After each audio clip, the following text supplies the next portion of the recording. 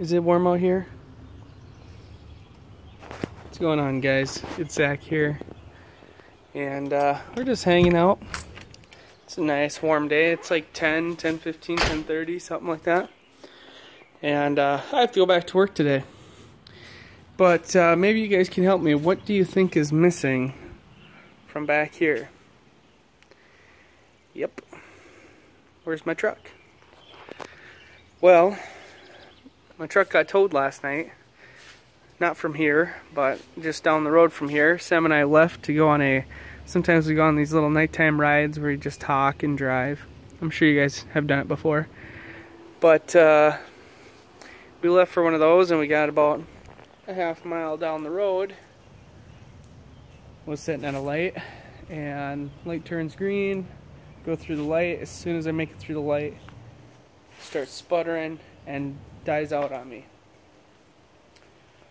So, tried to start it. It was very wet yesterday. It rained a whole bunch, but tried to start it a few times. Wouldn't start. I'm like, okay, well, don't want to wear down the battery, so we'll just walk back, get your car, and I'll call a tow truck. We'll go from there. So, we walk back here. We got our car, and drove back over there. Tried to start it. Same thing. Would start up. Got down to the idle around 600 RPM, 500-600 RPM. Sit there, struggle, sputter, die. I'm like, okay, well, my Chevy Blazer kind of did the same thing. Seems very suspicious, like fuel pump. Because it wasn't the transmission. The motor was running fine. It just didn't have fuel. Granted, I just filled that thing up. Was it yesterday I filled it up? Yeah, yesterday morning I filled that thing up. So it's full, 20 something gallons worth of fuel. I think I put 18 into it. But regardless, and it shouldn't be a fuel problem because that's an E85 truck, so it can run on, ethanol or whatever. But it could be a fuel filter problem or a fuel pump problem from what I can, just from the, how it sounded. I didn't hear the fuel pump kick on. Another thing is, when I got back from Florida on Sunday, we went to the truck stop and I got in it. It started just fine. But I felt like I had to really push the gas to get the truck to go. And I thought, that seems different to me. But I thought, well, you were just driving a rental car, so maybe it's that. And it might have been that. I might actually just be making it up in my head, but now that this happened, I'm kind of thinking otherwise. But anyways, so the tow truck driver shows up, and right before he shows up, he's sitting at the light. I go to start it one last time. Starts up and runs like it's supposed to. And I'm like, well, geez, it's not throwing a code, it's not doing whatever. Now what? So I'm like, well, okay, we're gonna tow it anyways.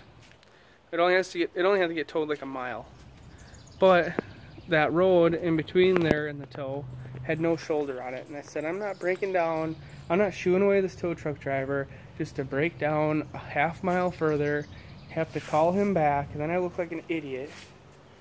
And regardless, I don't want to ruin anything on this truck.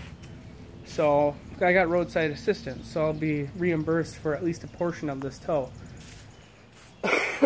So we hook it up, tows it, still runs just fine, of course, but it's at the shop right now.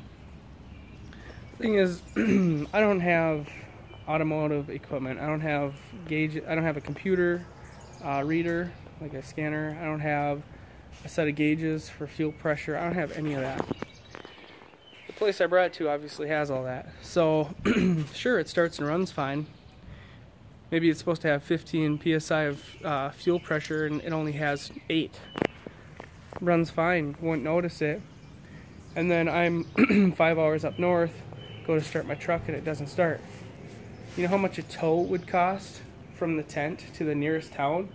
You're talking somewhere between $500 and $1,000 easily. There's nobody up there. They're gonna have to drive for 2 hours just to get to you. So, and try to explain them, oh yeah, you gotta go down this road and then you look at the, it don't work. So with that being said, let's just let's just bring it in. They could hopefully look up. These vehicles are so advanced nowadays. They can look up the computer diagnostics and see the history of it, and then they can see like, oh yeah, right here, we were only getting 5 pounds of fuel pressure, or there seems to be a really heavy misfire causing it to die, or they can look that stuff up in the history of the computer.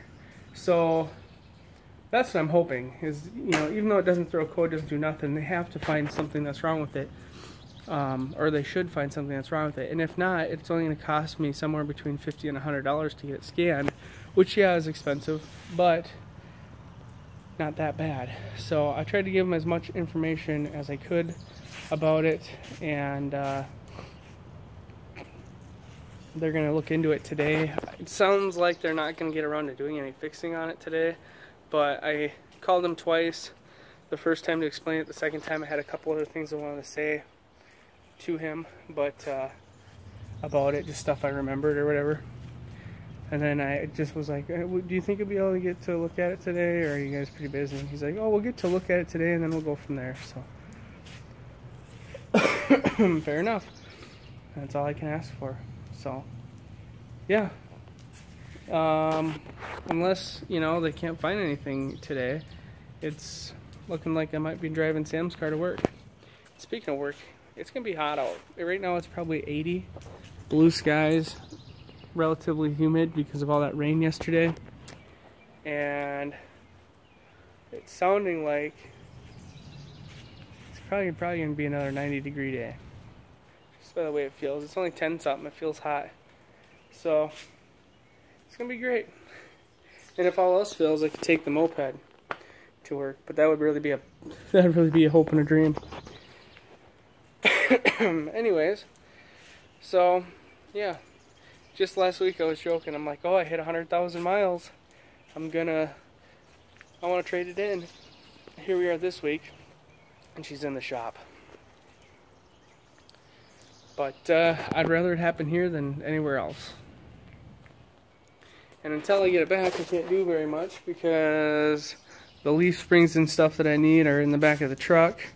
And I don't feel like putting some greasy leaf springs in the back of Sam's car. So, yeah, I just hope it's nothing crazy expensive. I mean, a fuel pump's probably going to be $1,000. Somewhere between $750 and $1,500, which is fine. Just, it sucks, but it's like you make an investment on these vehicles, and whatever. Every vehicle has its issues. My Chevy Blazer fuel pump, Chevy Tahoe. What did that one have? Oh yeah, I blew up the rear end on that thing. That was my own fault though. This thing, who knows what it is. Ford Focus, I went through 3 transmissions. That was a brand new car. 95 F-150 needed new clutch plates. I mean, every vehicle you have, you're going to have issues with, especially if they're used. But that's the bullet you bite having a vehicle, I guess. You could ride a little pedal bike and that would be like really cheap, but no one does. So, yeah, that is the way that cookie crumbled. So, I'll talk to you guys later when I know more. Thanks for watching.